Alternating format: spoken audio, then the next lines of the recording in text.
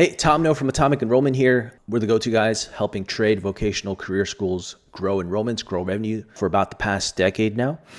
And today's going to be different. Typically, we go over things that are working to grow enrollments for our clients, things that are working well, case studies. But today isn't going to be a highlight reel. And we're going to be honest because we're going to share reasons why we don't always necessarily win with clients and help them grow, and reasons why we've failed in the past. So today's honest just takeaway, pull back the curtains. Our fail rate with clients is significantly lower these days. It was higher, early on as we're learning as well. But it does happen, pretty infrequently, but it still does happen. And, we've worked with over 200 career training vocational trade schools for about the past 8-9 years now. And after this many clients and years, because every 24 hours we're thinking about how do we grow trade schools, right? There's patterns we notice, and 3 specific patterns. We're going to talk about 3 specific reasons why things go sideways sometimes. And it's never about the ad creative. So, all right, let's go into the first one. First and foremost, most important, it's one of the main reasons is the broken feedback loop between sales and marketing. Marketing's job is to generate qualified leads. We're not just optimizing for leads, we're optimizing for enrolled students, clients, revenue. And those are not the same thing. And the only way we know if it's working, if sales, admissions, the team on the back end closes the loop for us. Obviously, there's things we can interpret on the front end metrics that we can see real time. But the better feedback and the faster feedback the sales team can give us, the more successful everyone is going to be. And when that loop, that feedback cycle between sales to marketing is slow, marketing is just flying blind. We're just flying blind.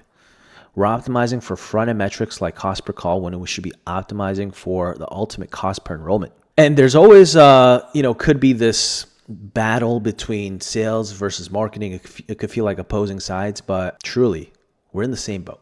And sometimes, for a variety of reasons, that feedback cycle is not airtight. So, for example, here's a situation, right? Let's say we generate like 80 leads in 2 weeks, let's say. 80 leads or calls. We at least check in with the sales team at least once a week. Most times, multiple times a week. And when we hear nothing for, let's say, 3 weeks, and there's no discipline in the CRM, they're not updating statuses, pipeline, who enrolled applications, who connected, there's no call notes. We're just flying blind, right? We don't know if, out of these leads, 2 enrolled or 20 enrolled, or nobody enrolled. Or did you guys even talk to anybody, right? We are incentivized to help generate revenue enrollments. We do not care about vanity metrics. So, clients sometimes ask us, they're like, hey, what does communication, frequency look like with you guys? And I know why they ask that, because most marketing agencies try to do the least amount of communicating with you guys. We do the opposite. We try to do the most amount of communicating with you guys, where it may be even a little bit annoying because we're checking in so often, because we're trying to drive to the ultimate result. Like, that's what we care about. So by the time, we learn, let's say 4 weeks down the line, the campaign was tracked in tire kickers, we spent the month optimizing for the wrong thing, right? So let me tell you an example of a client that we were not successful with. We had a HVAC client at the beginning of the year. We were generating, when we kicked off, about $30 cost per call for about a $6,000-$7,000 program for an HVAC school. And first week in, he checks in with us. He said, calls are going great. You can see an example here of the client's email back to us. We're all very excited. And then we check in the next week, no news. Next week, no news, no reply. We keep checking in. And then we get a note out the blue 3 weeks later saying, hey, show rates have dropped. We're not able to connect with most of the calls coming in. Okay, can you give us more data? What does that mean? Are you guys not connecting with 30% of leads, which is actually pretty phenomenal? Is it 80% of leads you're not connecting with? Give us some data. Give us some more, right? So we're checking in, asking for that data. We're doing some optimization on the front end, but they're not updating, any status or CRMs, and they're not updating pipeline. They're not updating anything. And, we're checking in every week. And then 2 months later, send us an email, hey, we're deciding to cancel services. And the funny thing about that is, because if we were the problem, obviously we would have solved the problem if it was something on the marketing side. And the reason why we don't ever fail on our side is because we operate off constraints. We know exactly what the constraint is. I'm going to share more on this. So, we know the problem. And usually the constraint, we don't have direct control over is on the back end, sales metrics, right? Now, funny thing is, we know exactly it was a sales problem, and we're never the one to be like, hey, it's all on sales, because there's plenty of marketers who are like, yeah, the salespeople suck. They're not good. The leads are great, vice versa. And we're not trying to do that, because that only creates a bad relationship. And we're just trying to solve the real problem. And we know it was a sales thing because, and actually a feedback thing, because right after, we had the same exact type of client in the same territory, the same type of program, the same price. And honestly, it was pretty identical in terms of the whole setup. Same HVAC program, almost identical, where we are adding over 200 enrollments in the past few months for that same type of program. We've 15x the results of the client who just kind of never, looped us in to any type of feedback. And with that client where we're generating massive, we're scaling up enrollments, we communicate very frequently. We talk at least on a call once a week. We check in with each other multiple times a week over email.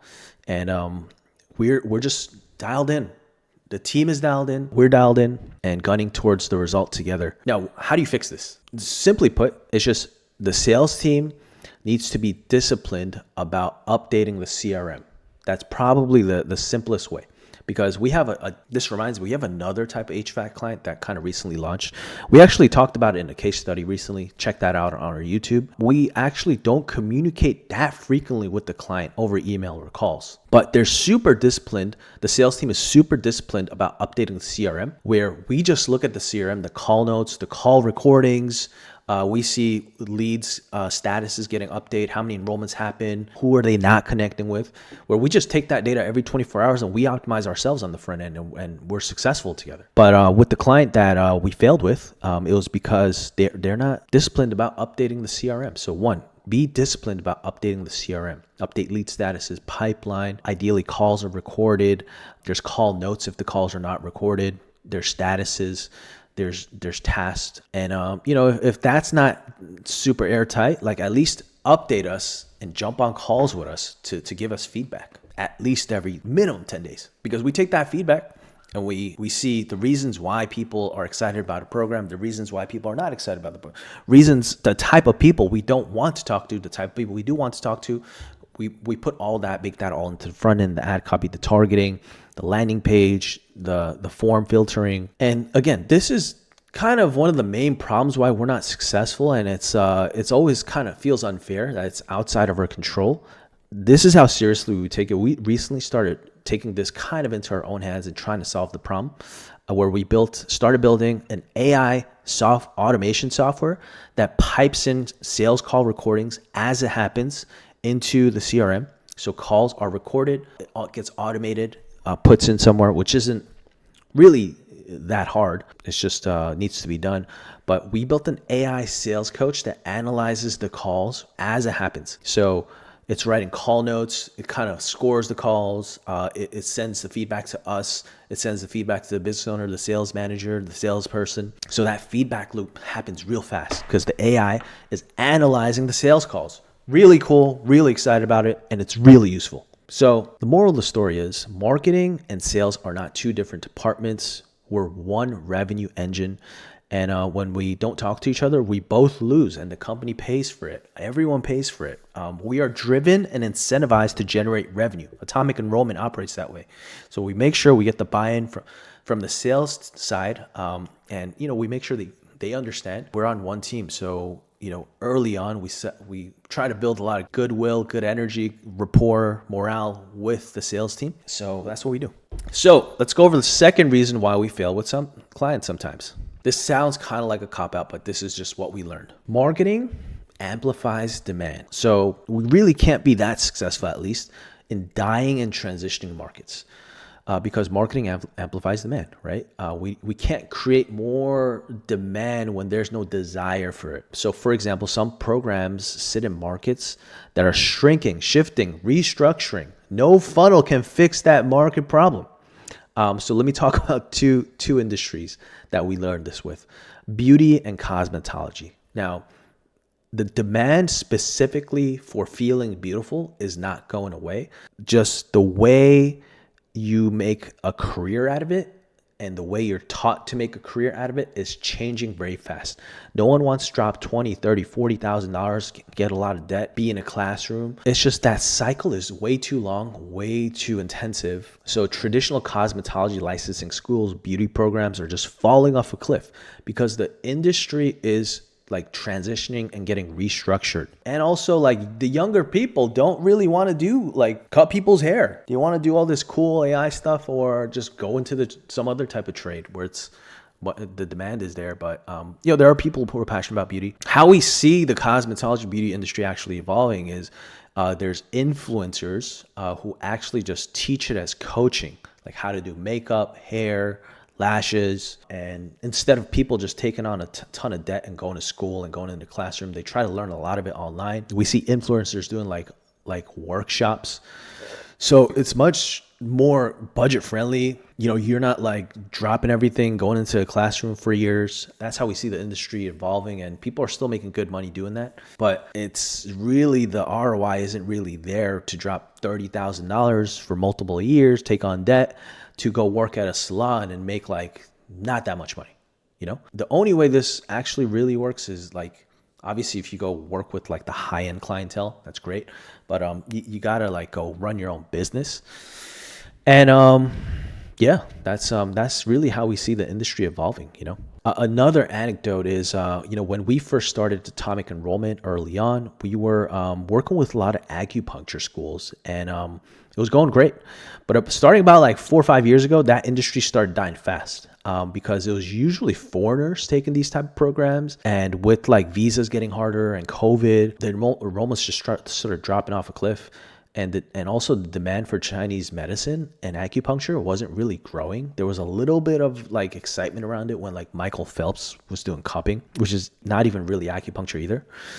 So acupuncture school is really expensive. It's like $100,000. It's like 4 years of your time. It's like actually going to school. You got to get boarding, like go to a dorm, and nobody wants to do that to make like coming out and have like not know where the bowl of rice coming from next, So that industry started dying fast, and we don't work with any acupuncture schools anymore because just economics didn't make sense. So that's why we love industries that have tailwinds behind it, like welding, HVAC, electrical, IT, healthcare, where they have labor shortages. That's really exciting. We can really just amplify really hard those type of programs where there's tailwinds around it, and just to the least, not headwinds, the market isn't against you at least. So this one's kind of on us, but we have to learn this, that it's just some markets are transitioning, changing, dying, and you just can't save it with marketing. Now 3, last but not least, not being data driven, having unrealistic expectations that follow is reason why we fail with clients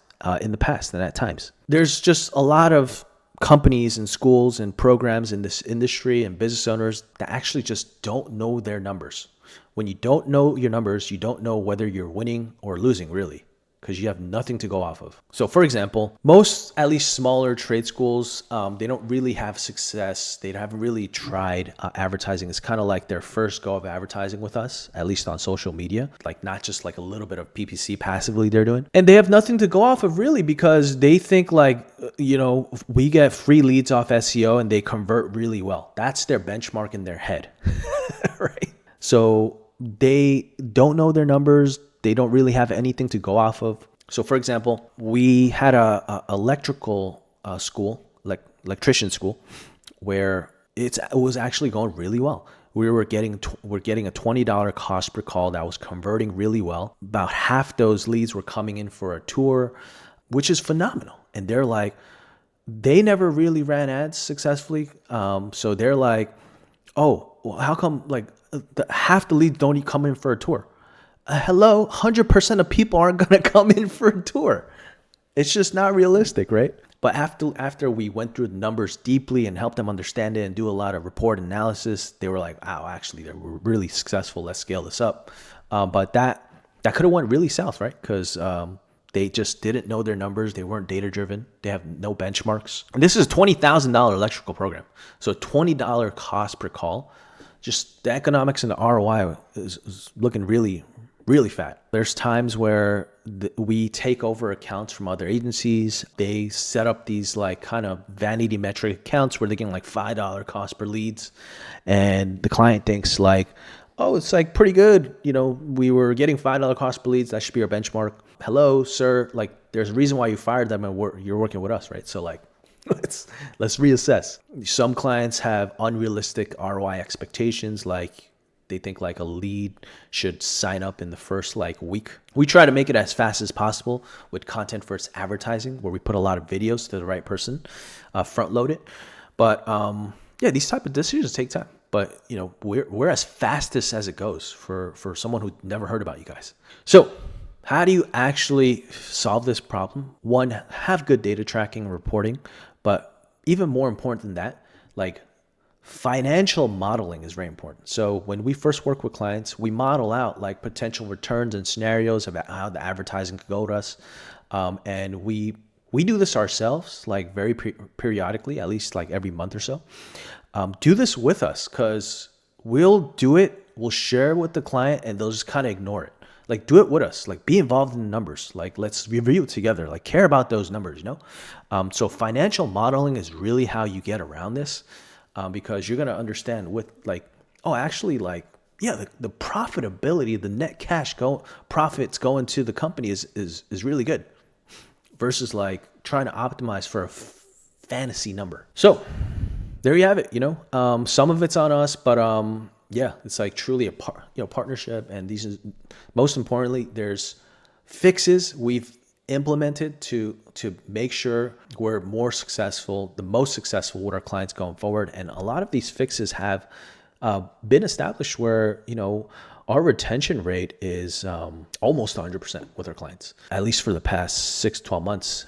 So we've fixed a lot of this, but these are just transparently reasons why we've failed with clients in the past. And going forward, we're not going to have 100% success rate with clients, and these could be the reasons why. And that's why we're getting around solutions, right? And most importantly, we're excited to implement that AI sales analysis. That's going to be a game changer. If you want to learn more about that, let us know. We have a lot of other AI automation softwares that help in just the enrollment process that we're building out for clients. We're actually building a lot of reporting for our clients as well. Automated reporting where it like tracks everything from a lot of different sources. It's pretty cool. But yeah, hope you enjoyed that. When prospective clients ask us why we fail with clients, reasons why we could not be successful, just want to be honest, and here it is. Actually, last but not least, following up on the point why we're dialed in on the marketing side, and we know it's never a failure point on the marketing side, is because we operate off constraints like this, because we're trying to get to a close rate and an enrollment rate, right? Like there's a target enrollment we want to hit, target return we want to hit, and we reverse engineer those goals with financial modeling and operating off constraints. So we're taking a look at close rate. Close rate's good. We're taking a look at show and connection rates. Show connection rate is good. We're taking a look at landing page conversion rate, ad click-through rate, and we're optimizing. We have the solutions at this point. We have a list of actions that are going to solve the problem. So, the fail point is never on the marketing side, at least now. When we were maybe starting off early on, over 8 years ago, I'm sure we weren't as good as we are now. But yeah, there you have it. Hope you enjoyed that. Take care.